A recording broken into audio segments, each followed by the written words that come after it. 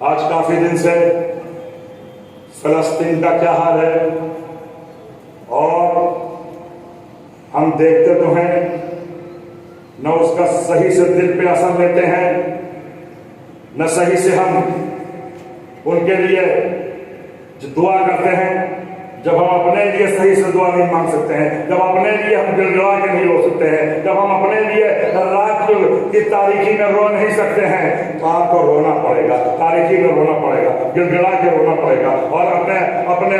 مالک حقیقی سے آپ کو فریاد کرنی ہوگی، اپنے لیے فریاد کرنی ہوگی، فلسطین کے مظلوموں کے لیے آپ کو فریاد کرنی ہوگی، وہاں کے یتیموں کے لیے، وہاں کے جزیروں کے لیے، وہاں کی بیواؤں کے لیے، وہاں کے نوجوانوں کے لیے، وہاں کے انسانوں کے لیے، وہاں پہ انسانیت کا قتل ہو رہا ہے، ہر طرح سے تباہ بربادی کے کگار پہ پہنچا دیا ہے، اور جس طرح سے وہاں پہ خونریزی ہو رہی ہے، جس طرح سے نسل کشی ہو رہی ہے، وہ دیکھنے سے دل جو ہے پھٹ جاتا ہے، اور یہ سمجھیے کہ افسوس ہوتا ہے کہ اس طرح سے وہاں پہ آج بھی وہ قوم وہ بالکل ہر طرح سے لگی ہے، کس کے لیے لگی ہے؟ اللہ کے لیے لگی ہے، رسول کے لیے لگی ہے، قرآن کے لیے لگی ہے، اسلام کے لیے لگی ہے، اور اپنے ملک کے بقا کے لیے لگی ہے، اپنی مسجدوں کی بقا کے لیے لگی ہوئی ہے، اپنے مدرسوں کی بقا کے لیے لگی ہے، اپنی خانقاہوں کی بقا کے لیے لگی ہے، اپنے دین اور مذہب کو باقی رہنے کے لیے لگی ہوئی ہے، اور ہر طرح سے وہ جس طرح سے اپنی جوان مردی کا ثبوت دے رہے ہیں، جس طرح سے وہ ہر طرح سے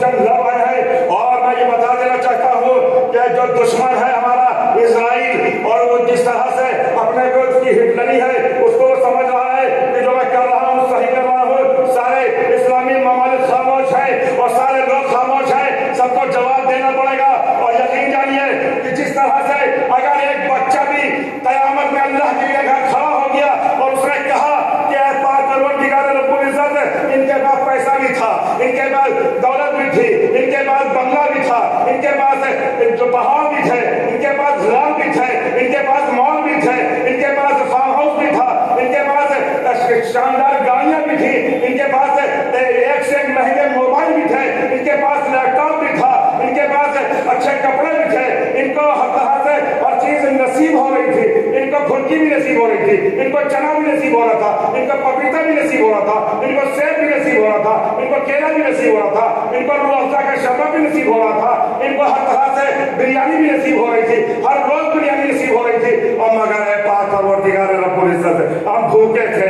ہم پہ ظلم ہو رہا تھا، ہم ستم کے مارے تھے، ہم کو ہر طرح سے ہم کو نشانہ بنایا جا رہا تھا، اور ان نسل خوشی ہو رہی تھی۔ تو بتائیے جب اللہ کے سامنے چھوٹا سا بچہ، ننھا سا بچہ، یا ضعیف عورت، یا کوئی بھی ضعیف مرد کھڑا ہو جائے گا اور اللہ سے کہے گا کہ میرا انصاف کر دیجئے،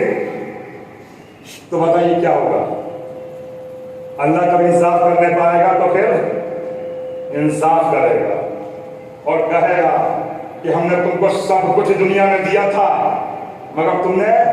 اس کا صحیح استعمال نہیں کیا، ان کو ریلیف نہیں بھیجی، ان کو یہاں سے تم نے کھانے پینے کی رسد نہیں بھیجی، تم نے کھانے پینے کے سامان نہیں مہیا کرائے، تم نے پھل کھائے، تم نے ہر چیز کھائی، اور جو چیز چاہا وہ کھایا، تم نے ہر طرح سے اپنی جو چیز خواہش کو پورا کیا، مگر تم نے یہاں نہیں بھیجا، تو بتاؤ تمہارا ہم کیا حاصل کریں؟ اور اگر اللہ نے یہ کہہ دیا تمہارا کیا حاصل کریں، تمہارے کیسے حساب لیں، تمہارے کیسے تمہارا ہم معاملہ کریں؟ تو بتائیے کسی کے پاس جواب ہے؟ نہیں ہے۔ حضرات محترم، وقت کا دامن